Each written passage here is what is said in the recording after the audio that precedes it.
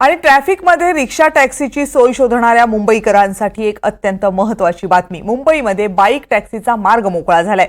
राज्य परिवहन विभागाने रॅपिडोच्या बाईक सेवेला परवानगी दिली आहे। त्यामुळे आता ओला उबेरच्या टॅक्सी सेवेप्रमाणे रॅपिडोच्या बाईक राईडचा सुद्धा पर्याय मुंबईकरांसाठी खुला झालाय।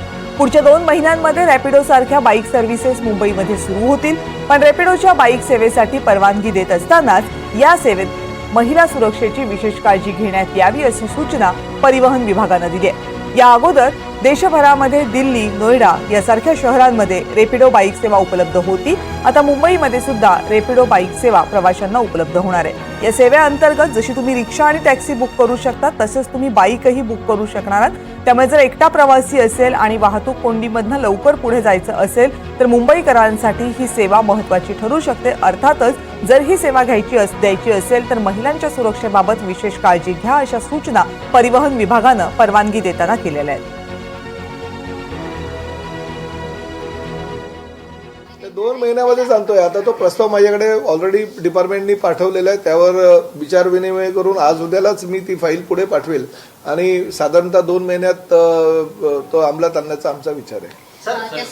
त्यासोबत मी दुसऱ्या काही सूचना केलेल्या आहेत। प्रामुख्यानं 2 व्हीलर गोव्याची पद्धती वेगळी आहे आणि गोव्याची संस्कृती वेगळी आहे।